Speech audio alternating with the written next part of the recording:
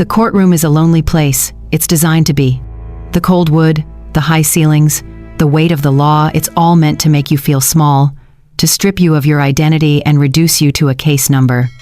And on that day, as I sat there, accused by my own children of being a bad mother, I had never felt smaller or more alone. Across the room at the plaintiff's table sat my children. My son, Marcus, in his expensive tailored suit, looking every bit the successful investment banker he was, his face a mask of righteous indignation. Beside him, my daughter, Clara, her expression one of practiced, tragic victimhood. They looked at me not with the eyes of family, but with the cold, assessing gaze of opponents. They were strangers who had once lived in my home and in my heart. The judge, a stern-faced woman named Judge Miller, looked down at me over her glasses. Her voice was impatient. "Mrs. Vance," she said, her tone sharp. "The proceedings are set to begin. Where is your legal counsel?" The courtroom murmured. My children exchanged a smug, knowing look. They knew I had little money. They knew I couldn't afford a high-powered lawyer like the one they had hired. They expected me to be defenseless. They expected me to crumble. I took a slow, deep breath and gave the judge a small, weary smile. "He's on his way, Your Honor. He was just held up in another case." As if on cue, the grand doors at the back of the courtroom swung open. A palpable ripple of shock and recognition went through the room. Every head turned. In the doorway stood Daniel Hayes. Not just a lawyer, but the lawyer. The state's top prosecutor, a man whose face was on every news channel, a legal prodigy known for his ferocious intelligence and his undefeated trial record. He was a lion in a world of sheep. He strode down the center aisle, his presence commanding absolute silence. My children, Marcus and Clara, just stared, their mouths slightly agape, their smug confidence instantly evaporating, replaced by a dawning, horrified confusion. What was a man like Daniel Hayes doing here? He didn't stop at the prosecutor's table. He walked directly to the defendant's table where I Saturday. He placed his heavy, leather briefcase down with a soft, definitive thud. He leaned down, and in the dead silent courtroom, his voice, warm and full of a love that defied all logic, was perfectly clear. "I'm sorry I'm late, Mom. Before I was a defendant, before I was the accused bad mother on the local news, I was just Ellie. Ellie Vance, owner and operator of The Corner Table, a small, unassuming diner that had been a fixture in our community for 30 years. My kingdom was not a boardroom. It was a 1,200 square foot space with red vinyl booths, checkered floors, and a counter that had been worn smooth by the elbows of 3 generations of loyal customers. My wealth wasn't measured in stock portfolios. It was measured in the number of people who called me by my first name, in the laughter that filled the air every morning, and in the quiet satisfaction of a hard day's work. My life was simple, but it was rich. I was the first to arrive every morning, before the sun had even thought about rising. I was the one who baked the biscuits from scratch, using my own mother's recipe. I was the one who knew that Mr. Henderson took his coffee black with 2 sugars, that Mrs. Gable liked her toast only lightly browned, and that the high school football team would devour a mountain of pancakes after a big win. This diner, it was more than a business. It was the heart of my life. It was the legacy my late husband and I had built together, brick by brick, one customer at a time. My children, however, saw my life's work through a very different lens. To them, the corner table was not a legacy. It was an embarrassment. A quaint, slightly shabby relic of a working-class life they had fought so hard to escape.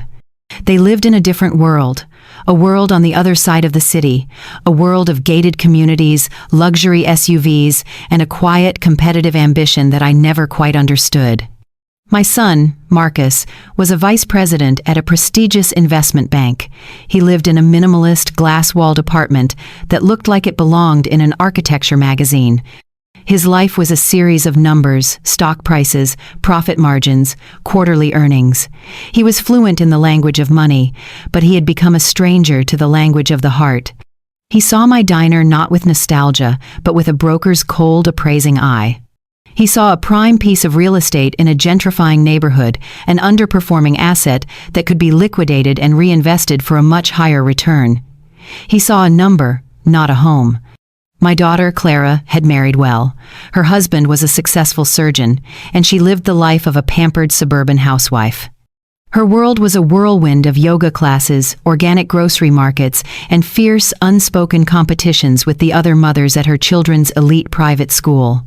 She was a good mother, in her own anxious, overprotective way, but she was deeply, profoundly ashamed of my simple life. When she would visit the diner, a rare and reluctant occurrence, she would look around at my regular customers, the construction workers, the retired teachers, the local mechanics with a look of barely concealed horror, as if she were afraid their ordinariness might be contagious. Their resentment was a quiet, simmering thing that had grown over the years. It was born of a deep and profound disappointment. They loved me, I suppose, in their own way. But they did not respect my choices. They saw my life not as a testament to hard work and community, but as a failure of ambition. They were the children of a woman who could have been wealthy. Their father, a brilliant but unlucky contractor, had died in a construction accident when they were young, leaving behind a mountain of debt and one very valuable, undeveloped piece of commercial land. They knew that I had sold that land, the potential site of a lucrative shopping mall, for a fraction of its worth, using the money instead to buy the diner and secure a small, stable, but unremarkable future for us. To them, this was the original sin, the great betrayal. I had traded their potential fortune for a life of flipping pancakes and serving coffee. They never understood that I had made that choice for them.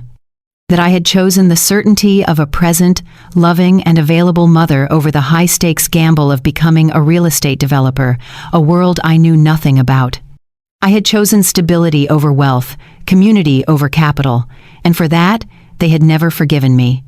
They saw my simple life as a direct reflection on them, a stain on their own carefully constructed images of success.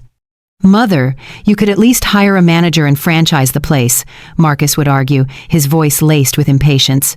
"You're sitting on a gold mine and treating it like a hobby." "The neighbors were asking about you," Clara would say, her voice full of a pained embarrassment. "I didn't know what to tell them.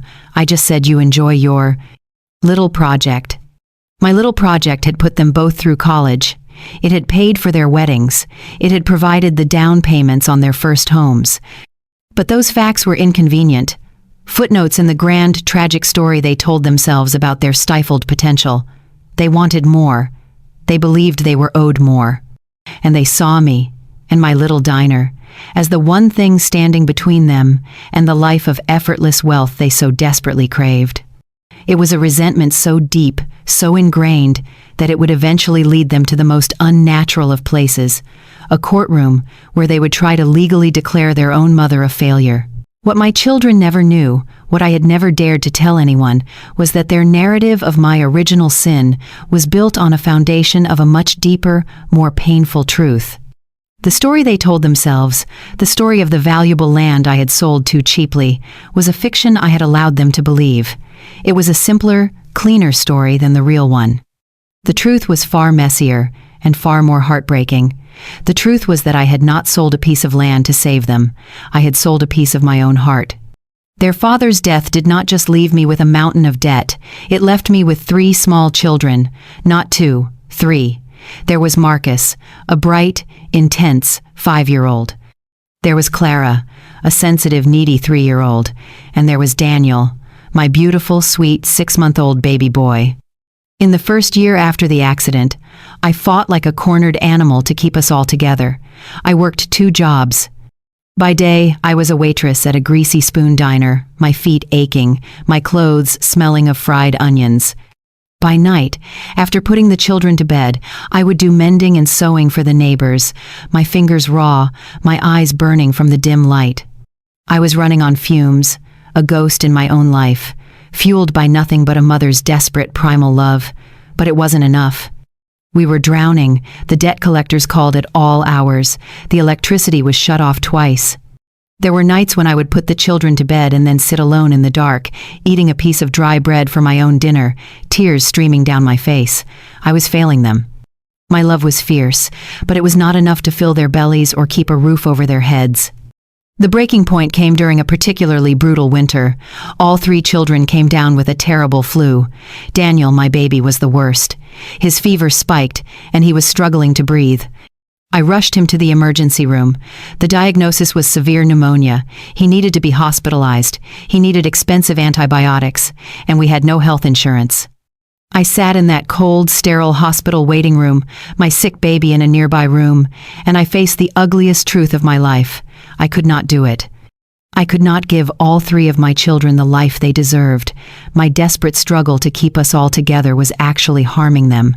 By trying to be a mother to all 3, I was failing them all. Marcus was becoming withdrawn and angry. Clara was anxious and fearful. And Daniel, my baby Daniel, was now fighting for his life because I couldn't afford a simple doctor's visit. It was a nurse, a kind, older woman with gentle eyes, who changed my life. She saw my despair. She told me about a private adoption agency she was connected with, one that worked with loving, well-off families who were desperate for a child. Sometimes, she said, her hand on my arm, the greatest act of love a mother can perform is to admit that another mother can do a better job.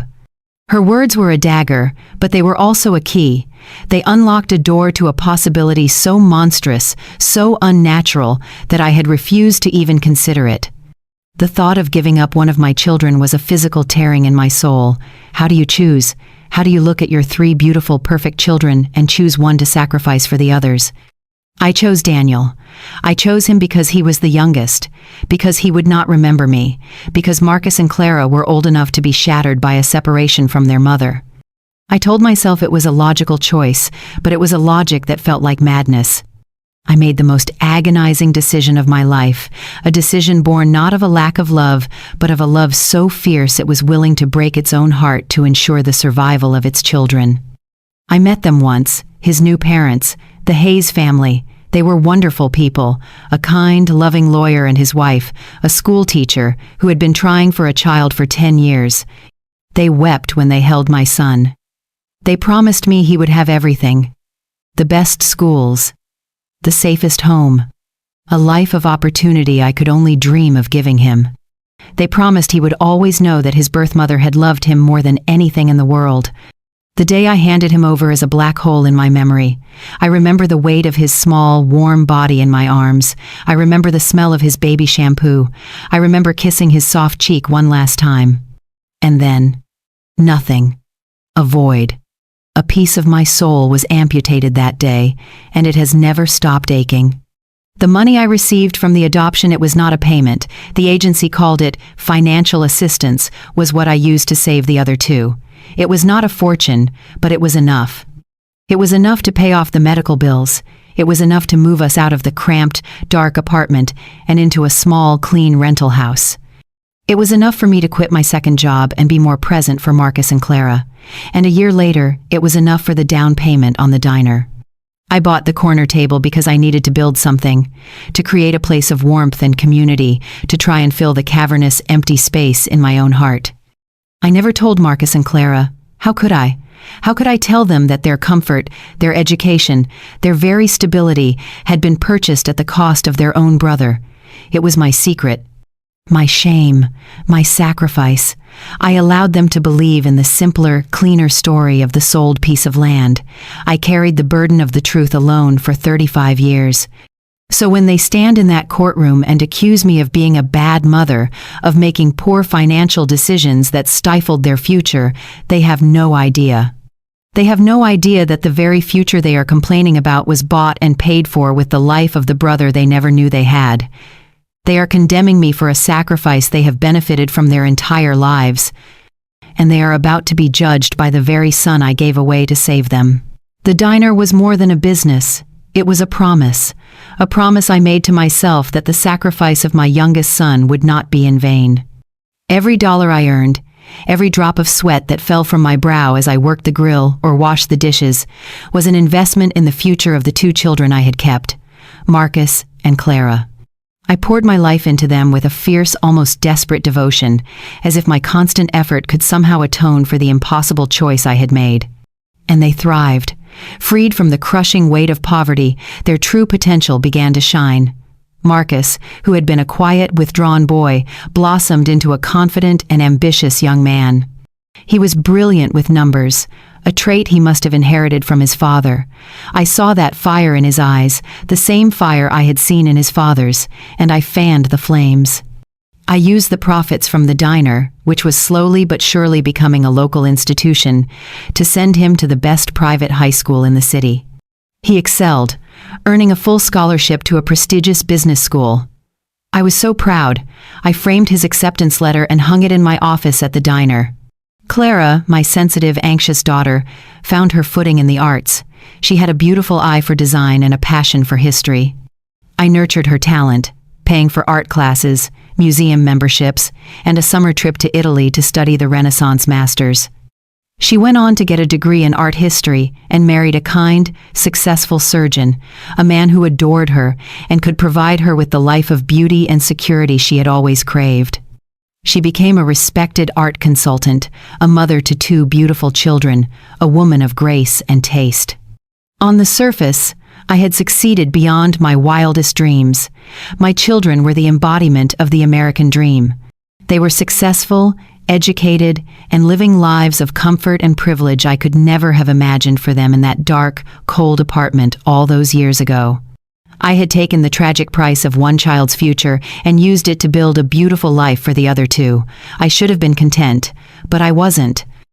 Because as they grew older and more successful, a strange and subtle distance began to grow between us. My simple, hard-working life, the very engine that had powered their ascent, became a source of embarrassment for them. My diner, the corner table, was no longer a symbol of my sacrifice, but a relic of a past they wanted to forget. They lived in a world of polished boardrooms and exclusive country clubs. I lived in a world of coffee spills and bacon grease. We were speaking different languages. The shift was gradual, a slow turning away. When Marcus was starting out, he would bring his business school friends to the diner, proudly introducing them to my mom, the entrepreneur. But once he landed his first high-powered job at the investment bank, the visits stopped. When I would suggest meeting at the diner, he would make excuses. "It's a bit noisy for a real conversation, Mom." Or, "Let's just meet at my club. It's more central." The real reason was unspoken but clear. His working-class mother and her humble diner did not fit the brand of the slick, up-and-coming banker he was trying to build. Clara's shame was even more palpable. She would never bring her new wealthy friends to my neighborhood. When she invited me to her grand suburban home for holidays, it felt like I was a visiting curiosity. Her friends would be polite, of course, but their questions were always tinged with a condescending fascination. "Oh, you own a diner? How charming. It must be such hard work." They looked at my calloused hands, my simple clothes, and then at their own manicured nails and designer dresses, and the chasm between our worlds was a tangible thing. I could see the pained, apologetic look in Clara's eyes as she watched these interactions. She loved me, but she was deeply, profoundly embarrassed by me. Their embarrassment slowly curdled into a strange form of resentment. They began to rewrite our history. In their new narrative, I was no longer the heroic single mother who had saved them. I was a woman of limited vision who had made poor financial choices. They became obsessed with the piece of land their father had left, the land I had sold. They would talk about it endlessly, imagining the fortune it could have become. "That land would be worth $50 million today, Mom," Marcus would say, shaking his head. 50 million. We could have been set for life. We wouldn't have had to struggle. Struggle. The word was a knife in my heart. Their struggle was an Ivy League education, a European vacation, a fully funded start in their chosen careers. They had no concept of real struggle. They had no memory of the cold apartment, of the empty cupboards, of the fear that had been my constant companion. I had protected them from that reality so completely that they had become incapable of even imagining it. Their resentment finally crystallized into a single, toxic idea. They believed I owed them. They believed that my mistake in selling the land had robbed them of their rightful destiny, and that it was now my duty to compensate them for this perceived loss. The requests for money, which had started as polite asks for help, became demands. They saw the diner, my life's work, my sanctuary, as nothing more than an untapped asset, a final check I had yet to write to them. The final, unbelievable confrontation happened on a Tuesday. Marcus had come to the diner with a business proposal. He wanted to start his own hedge fund, and he needed a significant capital investment.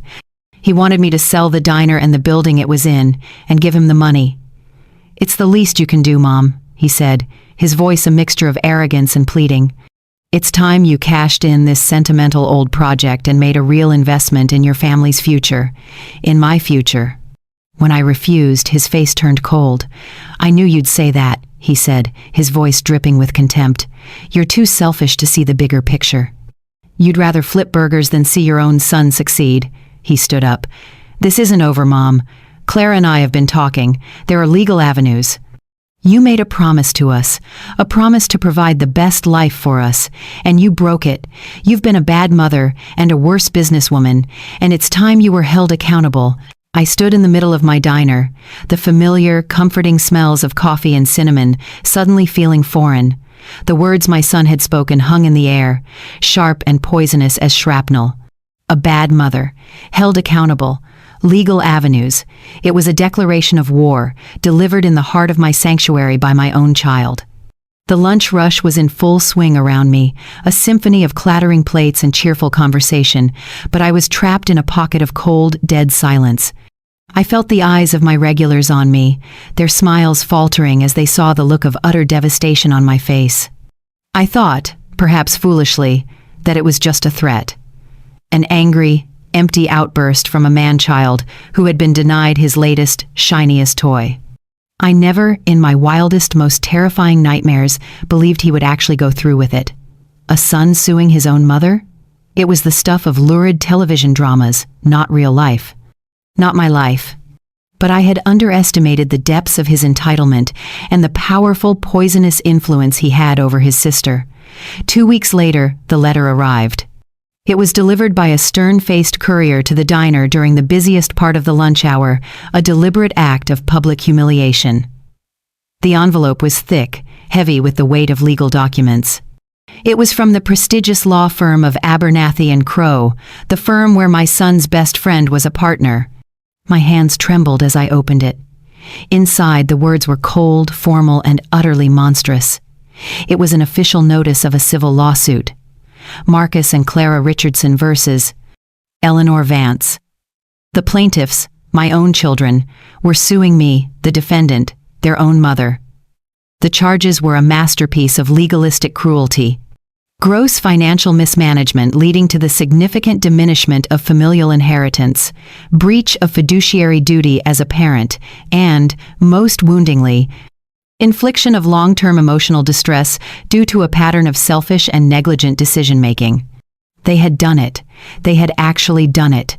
They had taken their twisted, self-pitying narrative of a stolen fortune and had a team of high-priced lawyers codify it into a legal weapon. They were attempting to legally reclassify my life sacrifices as a series of prosecutable offenses.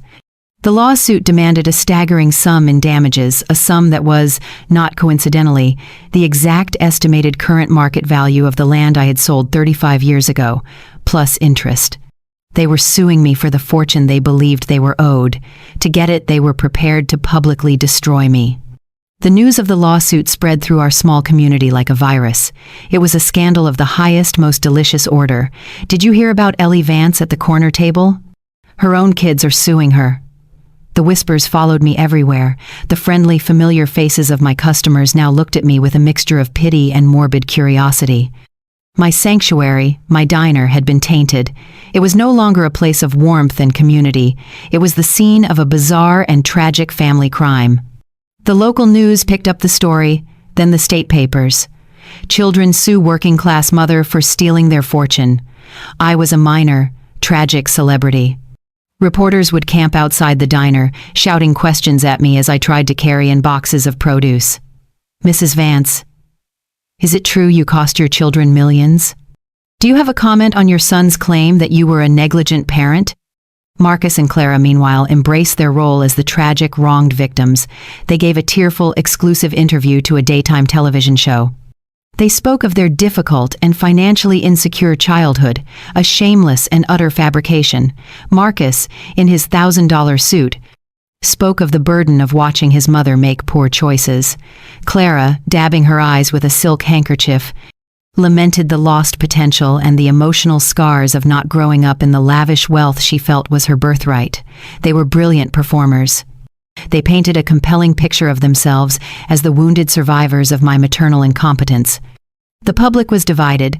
Some saw them as greedy, monstrous children, but many others, seduced by their polished performance and the powerful allure of a what-if fortune, saw them as victims.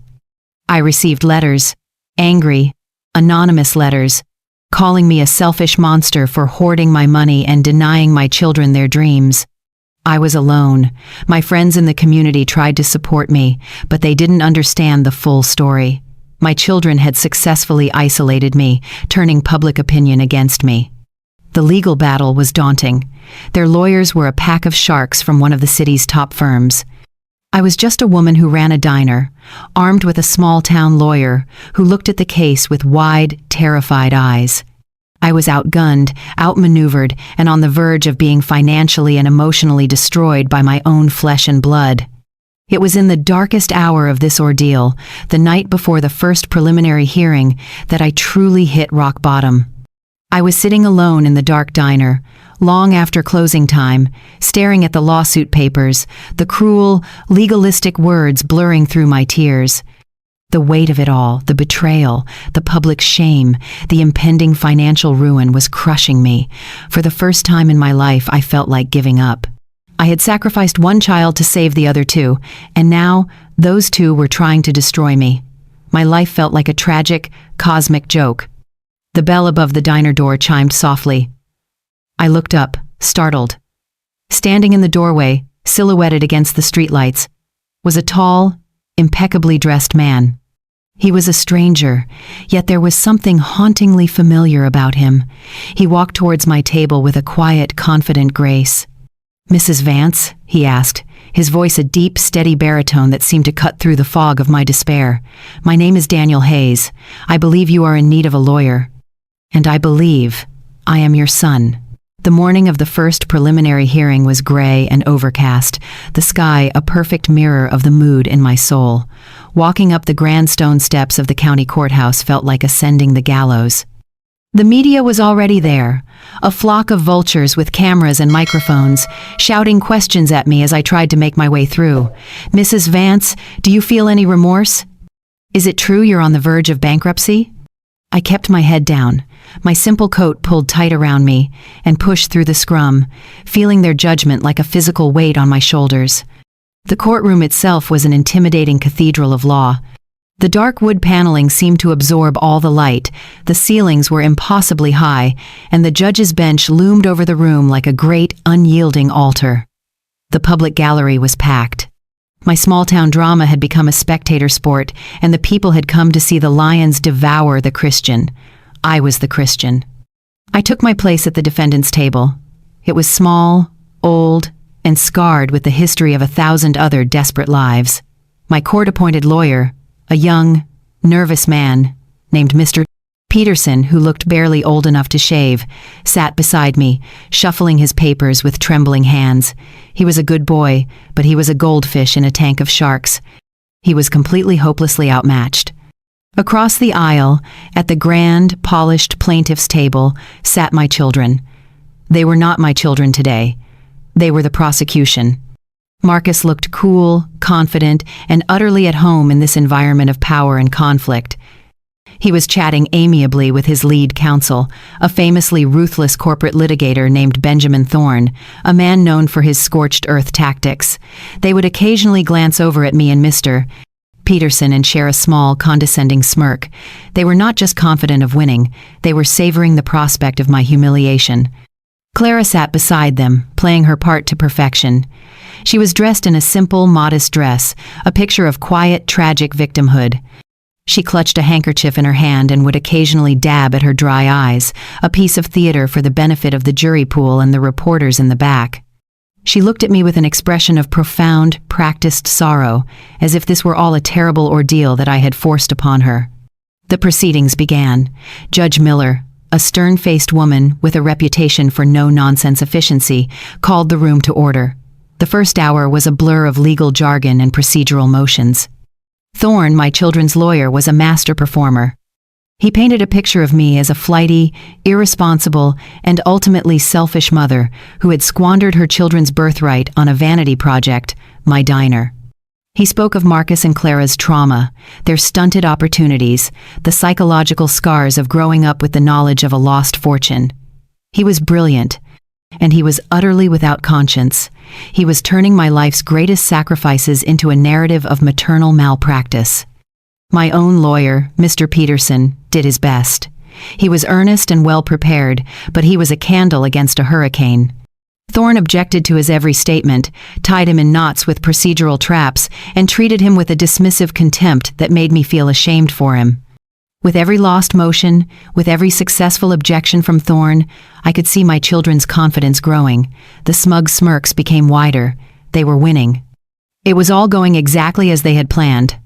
The lowest point came when Thorne called for the formal submission of evidence. He presented the court with a meticulously crafted financial analysis, full of charts and graphs, proving that if I had invested the money from the land sale into the stock market instead of my failing diner, it would be worth tens of millions of dollars today. It was a fantasy, a fiction built on the benefit of hindsight, but in the cold, emotionless theater of the courtroom, it looked like fact. He was presenting my life's work not as a success, but as a multi-million-dollar loss for which I was financially liable. I felt a wave of despair so profound it was almost a physical nausea. I was going to lose.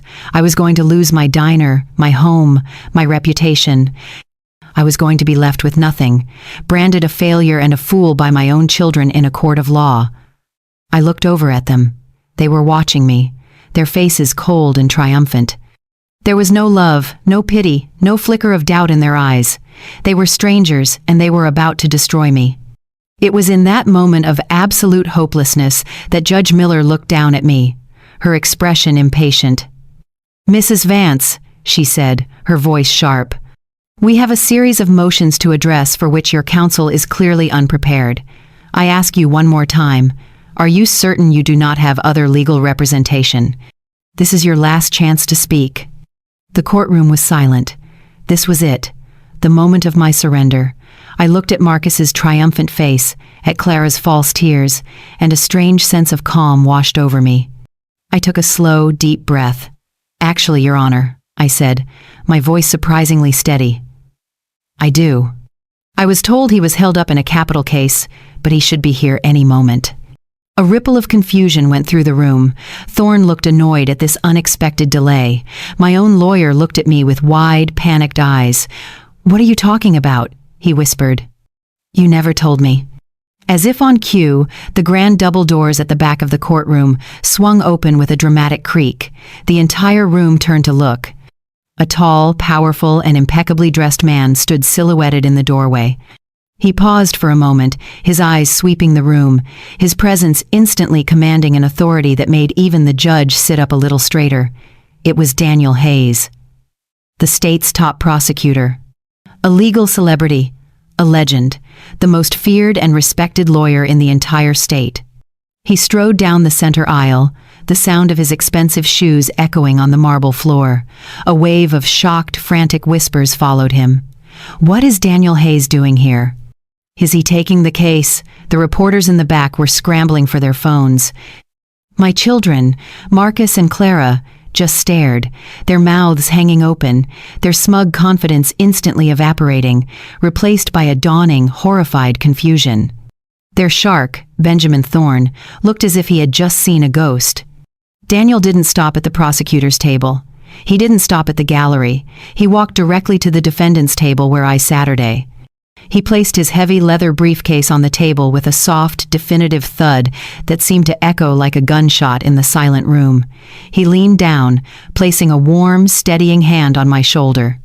And in the dead, silent courtroom, his voice, a deep, powerful baritone filled with a love that defied all logic, was perfectly, devastatingly clear. "I'm sorry I'm late, Mom. The traffic was hell. Now, shall we begin?" The single word "mom" echoed in the cavernous, silent courtroom like a thunderclap. For a long, suspended moment, no one moved, no one breathed. The entire room, the judge, the jury pool, the reporters, my own children, was frozen in a state of collective, stunned disbelief. Daniel Hayes, the legal gladiator, the state's most powerful prosecutor, had just called me, a humble diner owner, Mom. The two realities were so discordant, so impossible to reconcile, that the human mind simply stalled, unable to process the information.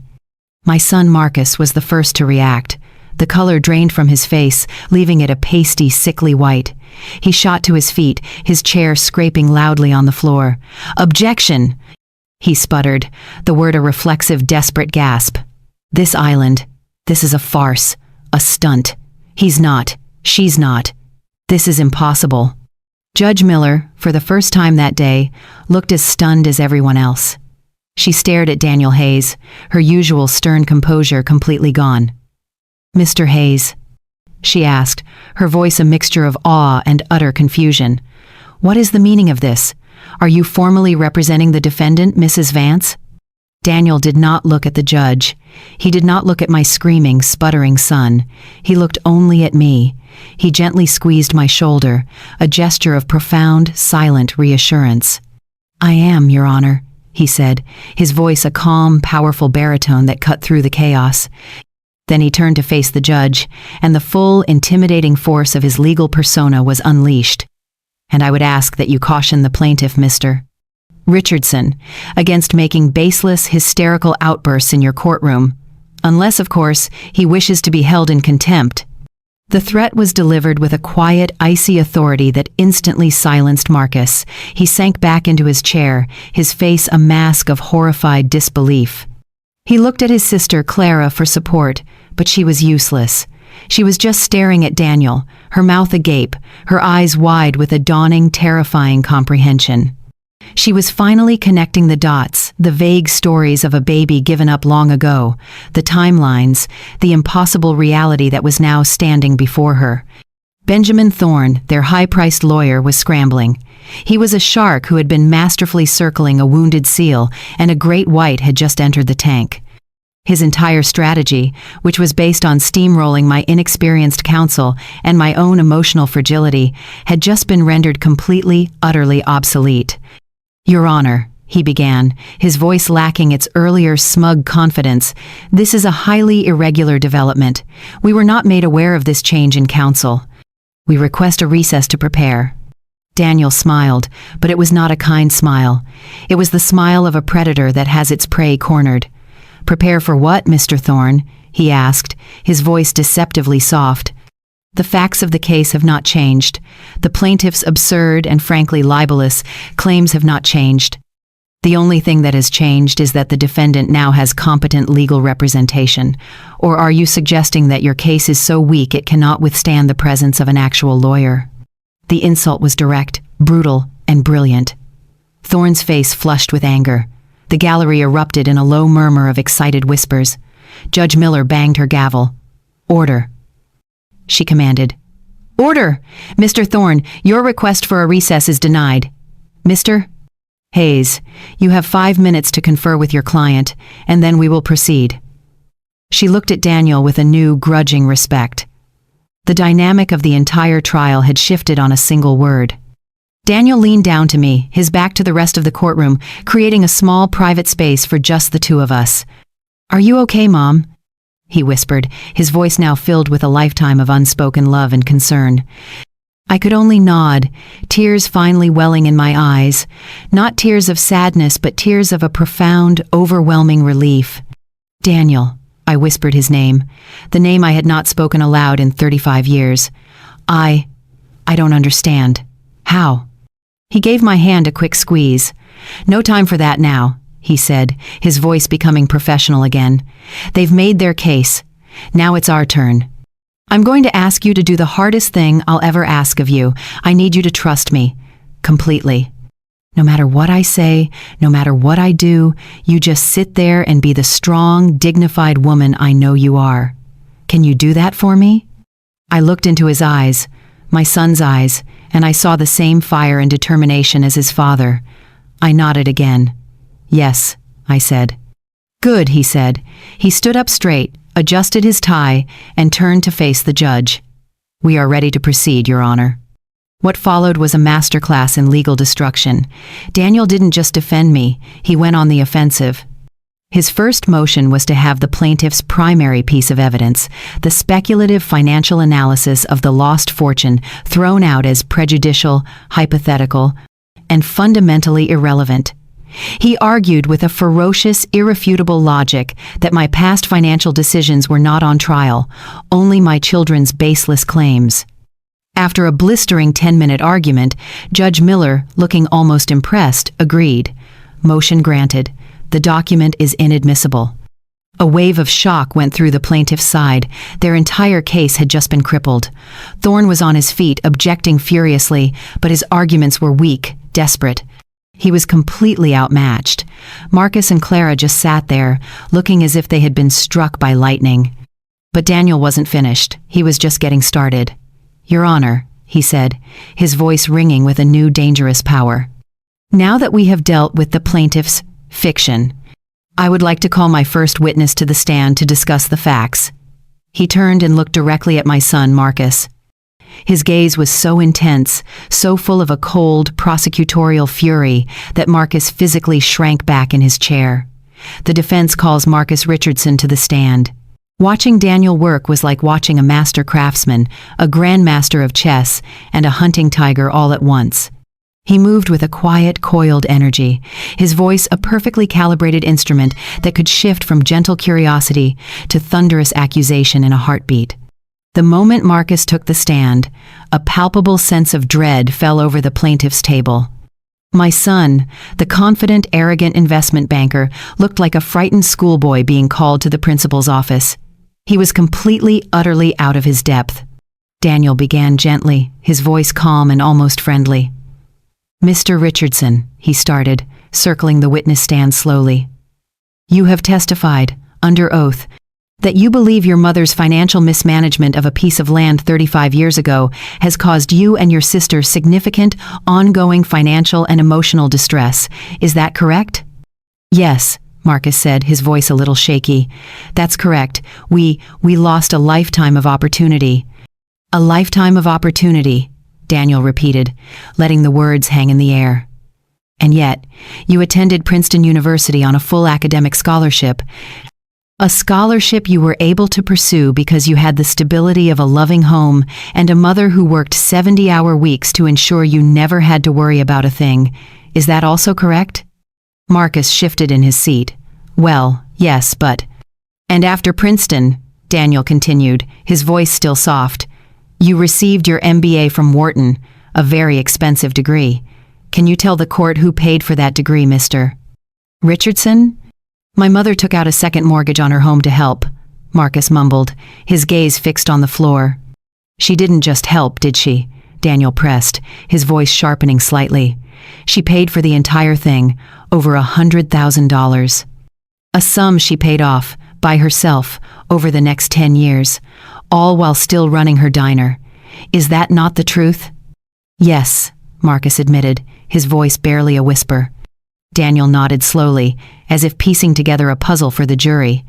"So, this bad mother, this poor financial manager, she somehow managed to provide you with two of the most elite and expensive educations in the world, freeing you from the burden of student debt that cripples most young people. A strange sort of negligence, wouldn't you say?" Benjamin Thorne, Marcus's lawyer, jumped to his feet. "Objection, Your Honor. Counsel is badgering the witness." "Sustained," Judge Miller said, though her eyes were fixed on Daniel with a look of intense interest. "Get to the point, Mr. Hayes." "Gladly, Your Honor," Daniel said with a tight smile. He turned back to Marcus, and the friendly demeanor vanished, replaced by the cold, hard focus of a prosecutor. "Mr.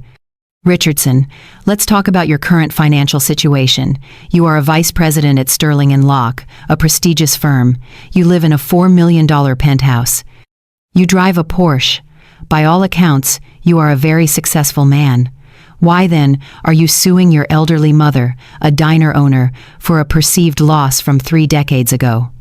It's the principle of the matter, Marcus blustered, trying to regain his footing. It's about the lost potential. Is it? Daniel asked, his voice dripping with skepticism.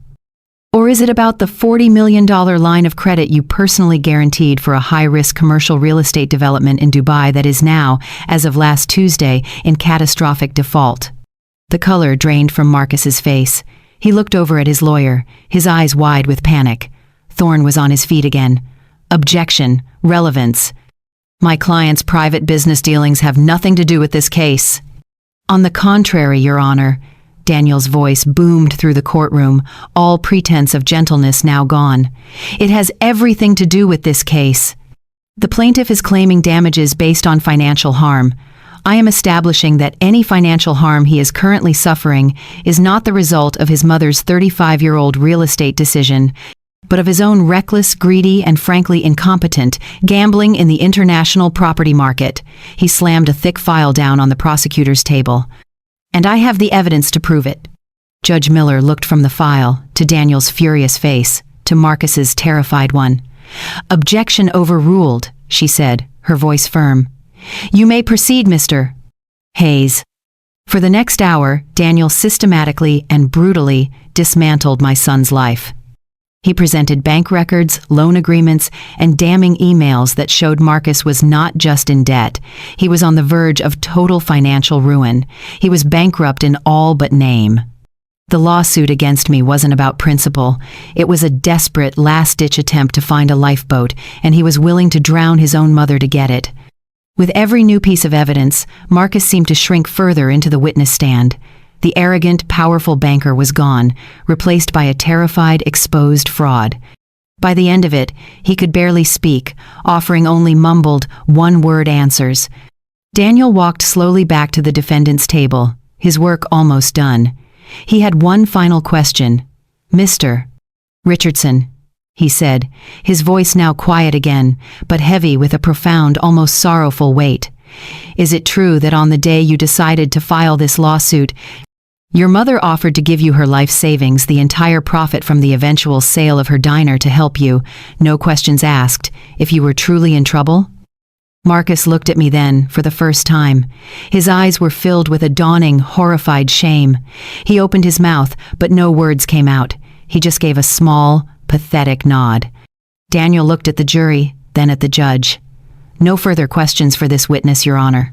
If watching Marcus be dismantled was a grim but necessary act of justice, watching my daughter, Clara, take the stand was a unique and profound form of torture. My son's motivations were simple, greed and arrogance. But my Clara was more complex. She had built her entire identity around a narrative of gentle, tragic victimhood. And now, my other son, the brother she never knew, was about to hold up a mirror to that identity, and I was terrified of what she would see in the reflection. She walked to the witness stand with a practiced, delicate fragility. She was dressed in a soft, cream-colored dress, her hair pulled back in a simple, elegant style. She looked like the very picture of wronged innocence. She shot me a look of deep, sorrowful accusation before she sat down, a look that said, "Look at what you've forced me to do." Daniel approached her not with the prosecutorial fury he had used on Marcus, but with a quiet, almost gentle sadness. It was a brilliant tactic. He was not a predator attacking a victim.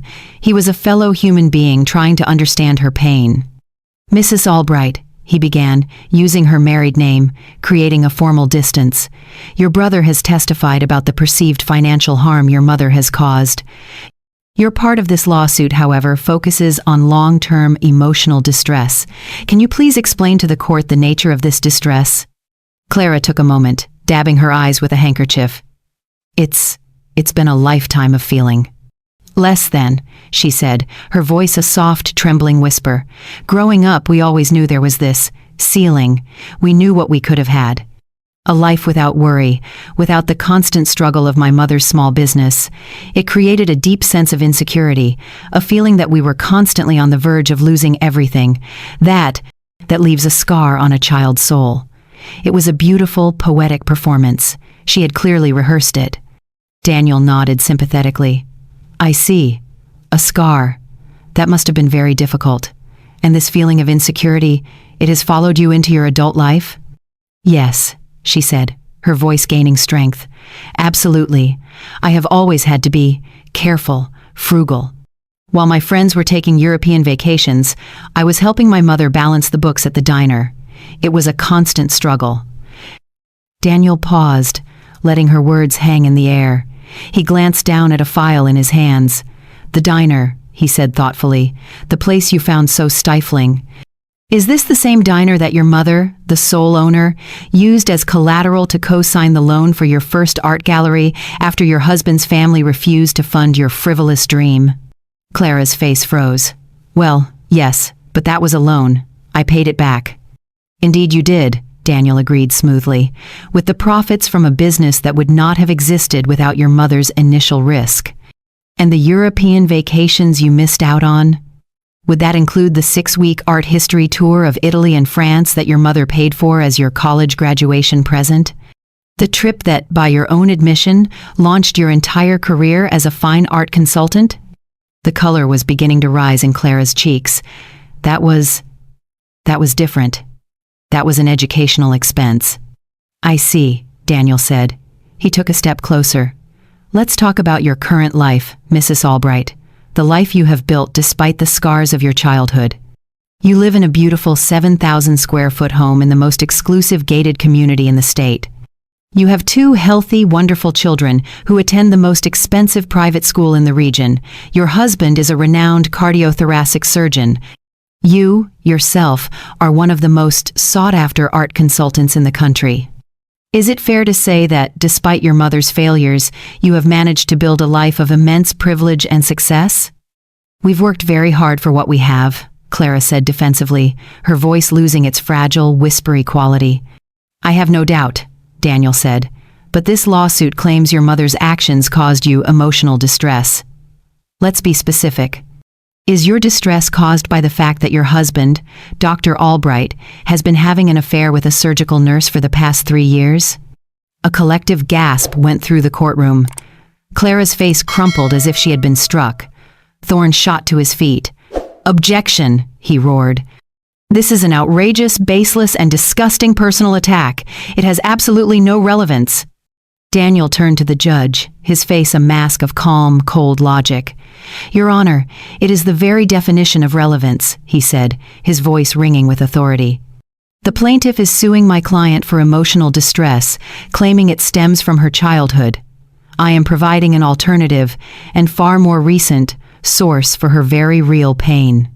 The jury has a right to know if the scar on her soul was caused by her mother's 35-year-old business decision or by her husband's ongoing infidelity. I am not attacking the witness, Your Honor. I am defending my client from a fraudulent claim. Judge Miller stared at Daniel for a long, hard moment. The entire courtroom held its breath. Objection overruled, she said, her voice barely a whisper. But you are on a very short leash, Mr. Hayes. Daniel nodded and turned back to Clara. She was staring at him, her eyes wide with a mixture of hatred and horrified disbelief. He had not just revealed her husband's secret, he had revealed her secret. The secret that her perfect, curated life was a complete and utter lie. Mrs. Albright, Daniel said, his voice now gentle again, almost kind, I have no further questions. He had already won. He had shown the court that Clara was not a victim of her mother's past, but a victim of her own present, a present she was trying to blame on anyone but herself. As Clara stumbled away from the witness stand, her face a mess of tears and humiliation, she looked at me. It was not a look of anger. It was a look of pure, unadulterated shame. The performance was over. The mirror had been held up. And the truth, as it always does, had been a brutal and devastating thing to behold.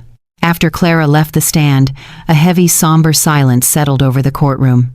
The aggressive, accusatory energy of the trial had dissipated, replaced by a sense of profound, uncomfortable sadness. My children's case, which had seemed so formidable just a few hours ago, now lay in ruins, exposed as a desperate, greedy farce. Benjamin Thorne, their lawyer, looked defeated. He simply stood and said, "The plaintiff rests, Your Honor." His voice was flat, devoid of its earlier theatrical confidence. The show was over. Judge Miller looked at Daniel. "Mr. Hayes," she said, her voice now softer, more respectful. "Does the defense wish to call any witnesses?" Daniel stood, his tall frame radiating a quiet, powerful confidence. "Yes, Your Honor," he said, his voice clear and resonant. "The defense calls one witness. We call Eleonora Vance to the stand." A murmur went through the gallery. I took a deep, steadying breath. This was it, the moment I had dreaded and, in a strange way, longed for. The moment to finally speak my truth, not just for the court, but for myself. I walked slowly to the witness stand, every eye in the room on me. I did not look at my children. I could feel their ashamed, hate-filled stares on my back, but I refused to give them the satisfaction of my attention. I sat down, my hands folded calmly on the witness box, and I swore the oath. My voice did not tremble. Daniel approached the stand. He did not look at me as a lawyer, but as a son I had never known, but a son whose love and protection I now felt like a physical shield around me. His first questions were gentle, designed to establish the life I had built. "Mrs. Vance," he began, his voice kind, "could you please tell the court about your diner, the corner table?" And so, I told them. I spoke of the long hours, of the loyal customers, of the community we had built.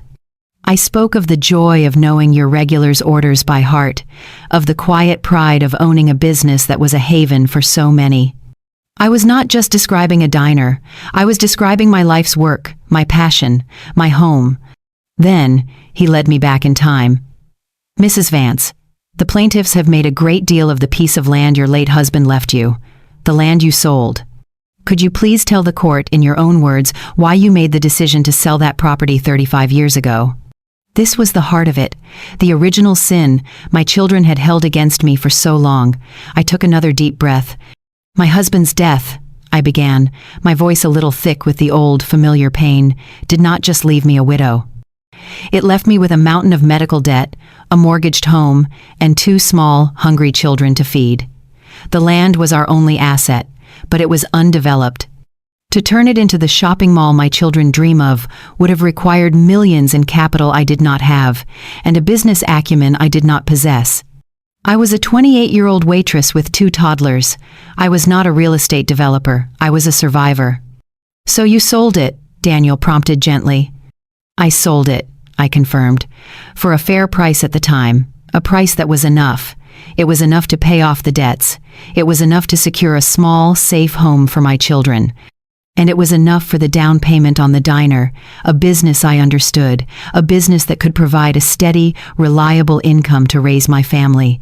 It was not a glamorous choice. It was a mother's choice. I chose security over speculation. I chose my children's present over a hypothetical, imaginary future." I looked at the jury as I spoke, at the faces of the ordinary men and women who understood the language of struggle, of difficult choices. I saw nods of understanding. I saw empathy. But Daniel was not finished. He knew the story was incomplete. He looked at me, his eyes full of a deep, shared sadness. "Mrs. Vance," he said, his voice dropping, becoming more intimate. "Was there anything else? Any other factor that contributed to your financial situation at that time? Any other mouths to feed?" The courtroom was dead silent. I knew what he was asking. He was giving me the opportunity to finally, after 35 years, unburden my soul, to tell the whole truth. I looked at Marcus and Clara. Their faces were a mixture of confusion and dawning dread. They knew something was coming. Tears began to well in my eyes, but I did not let them fall.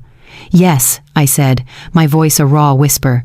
"There was another factor, my husband's death. It did not leave me with 2 small children. It left me with 3. A collective gasp went through the courtroom. I could see Marcus and Clara exchange a panicked, bewildered look. What was I talking about? "When my husband died," I continued, my voice gaining a painful strength, "I had Marcus, who was 5. I had Clara, who was 3.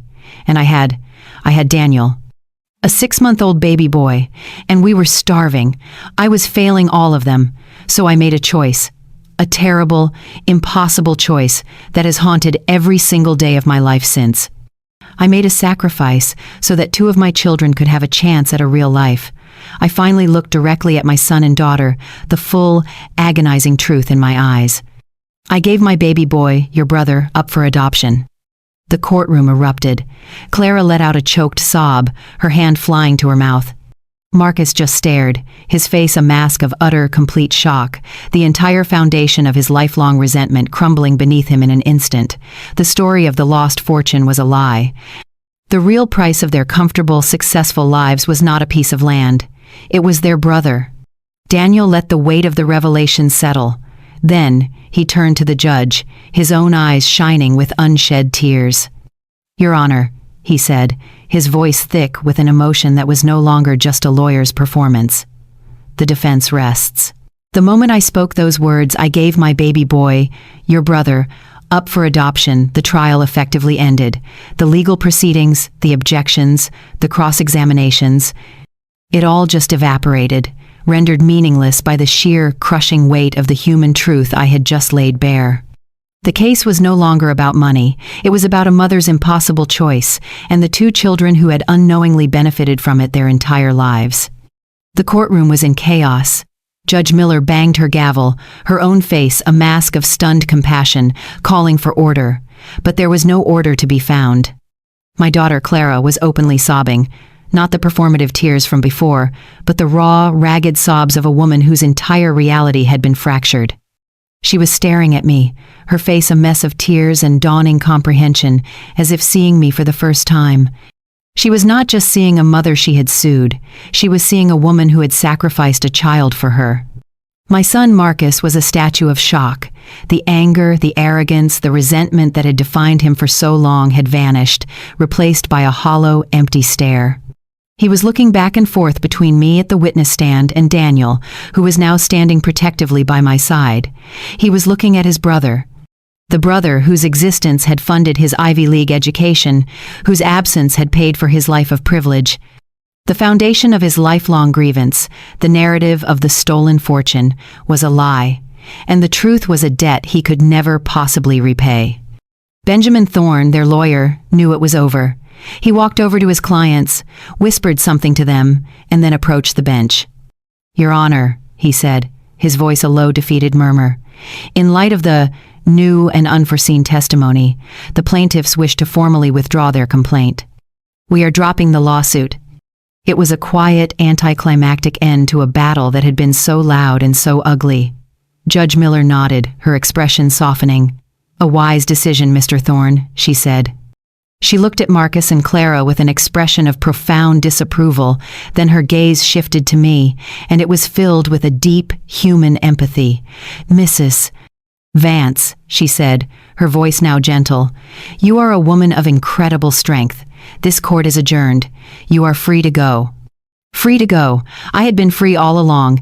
It was my children who had been trapped, prisoners of a false narrative and their own consuming greed. The gallery erupted as the judge left the bench. Reporters were shouting, cameras were flashing, but I didn't see or hear them. My world had shrunk to the three figures in front of me. Daniel helped me down from the witness stand, his hand a warm, steady presence on my arm. He was real. My son. After 35 years, he was real. And then Marcus and Clara approached us. They looked broken, adrift. The armor of their arrogance had been stripped away, leaving them raw and exposed. Marcus, the powerful banker, looked like a lost little boy. Is it true?" he asked, his voice barely a whisper, looking at Daniel. "Are you really?" Daniel just looked at him, his expression not of triumph, but of a deep, complicated sadness. "Yes," he said, "I am. All this time," Clara sobbed, "all this time we never knew. The things we said, the things we did." She couldn't finish the sentence, her voice dissolving into a fresh wave of guilt-ridden tears. She looked at me, her eyes pleading for an absolution I did not know if I could give. "Mom, I am so sorry." I looked at my children, my two beautiful, broken children, and the anger I had felt for so long finally, completely, dissipated. It was replaced by a vast, aching sorrow.